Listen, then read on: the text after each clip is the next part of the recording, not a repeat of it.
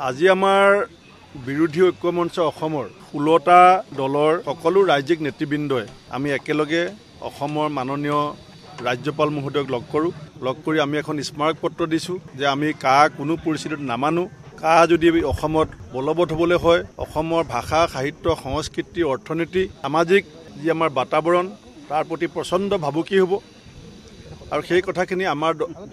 United opposition ফৰামৰ আমাৰ নেতৃবৃন্দই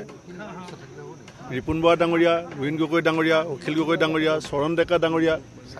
সকলোৱে ৰাজ্যপাল মহোদয়ৰ সৈতে বাৰ্তালাপত তেখেতে আমাক কথা দিছে যে আমাৰ যিখিনি মতামত এখিনি তেখেতে কৈছে মোৰ এটা সীমাবদ্ধতা আছে কিন্তু আপোনালোকৰ অনুভৱ আপোনালোকৰ চিন্তা আৰু আপোনালোকৰ মেমৰেণ্ডাম তেখেতে ৰাষ্ট্ৰপতি মহোদয়লৈ প্ৰেৰণ কৰিব লগতে আজি আমি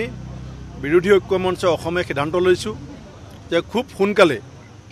আমি দেশৰ প্ৰধানমন্ত্ৰী শ্ৰীযুত নৰেন্দ্ৰ মোদী ডাঙৰীয়াক লগ পাব বিচাৰো আমি আজি প্ৰধানমন্ত্ৰীলৈ এখন পত্ৰ লিখিম তেখেতক লগ পোৱাৰ বাবে অনুমতি বিচাৰি আৰু আমি ৰাজ্যপাল মহোদয়কো জনাইছো যে প্ৰধানমন্ত্ৰী ডাঙৰীয়াক আমি লগ পাবৰ কাৰণে যি পত্ৰ লিখিম তাৰ প্ৰতিলিপি ৰাজ্যপাল ডাঙৰীয়া আমাক কৈছে যে মোকো এখন দিব ময়ো কম যাতে অসমৰ 16টা বিৰোধী দলৰ বক্তব্যখিনি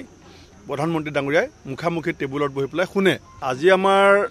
বিৰোধী ঐক্য মঞ্চ অসমৰ 16টা দলৰ সকলো ৰাজ্যিক নেতৃবৃন্দই আমি একেলগে অসমৰ মাননীয় ৰাজ্যপাল মহোদয়ক লগ কৰি আমি এখন স্মাৰক পত্ৰ দিছো যে আমি কোনো পৰিস্থিতিত নামানো যদি অসমত বলবৎ হ'বলৈ হয় অসমৰ ভাষা সাহিত্য সংস্কৃতি অৰ্থনীতি সামাজিক যি আমাৰ বাতাবৰণ তাৰ প্ৰতি প্ৰচণ্ড ভাবুকি হ'ব আৰু সেই কথাখিনি আমাৰ ইউনাইটেড অপজিশ্যন ফৰামৰ আমাৰ নেতৃবৃন্দই ৰিপুন বৰা ডাঙৰীয়া ৰোহিণ গগৈ ডাঙৰীয়া অখিল গগৈ ডাঙৰীয়া চৰণ ডেকা ডাঙৰীয়া সকলোৱে ৰাজ্যপাল মহোদয়ৰ সৈতে বাৰ্তালাপত তেখেতে আমাক কথা দিছে যে আমাৰ যিখিনি মতামত এখিনি তেখেতে কৈছে মোৰ এটা সীমাবদ্ধতা আছে কিন্তু আপোনালোকৰ অনুভৱ আপোনালোকৰ চিন্তা আৰু আপোনালোকৰ মেমৰেণ্ডাম তেখেতে ৰাষ্ট্ৰপতি মহোদয়লৈ প্ৰেৰণ কৰিব লগতে আজি আমি বিৰোধী ঐক্য মঞ্চ অসমে সিদ্ধান্ত লৈছো যে খুব সোনকালে আমি দেশৰ প্ৰধানমন্ত্ৰী শ্ৰীযুত নৰেন্দ্ৰ মোদী ডাঙৰীয়াক লগ পাব বিচাৰো আমি আজি প্ৰধানমন্ত্ৰীলৈ এখন পত্ৰ লিখিম তেখেতক লগ পোৱাৰ বাবে অনুমতি বিচাৰি আৰু আমি ৰাজ্যপাল মহোদয়কো জনাইছো যে প্ৰধানমন্ত্ৰী ডাঙৰীয়াক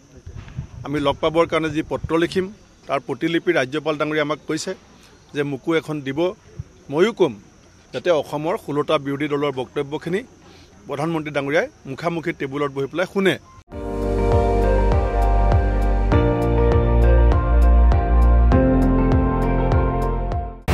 আপুনি চাই আছে ND24 সৰ্বশ্ৰেষ্ঠ নহয় সৰ্বোত্তমৰ দৌৰা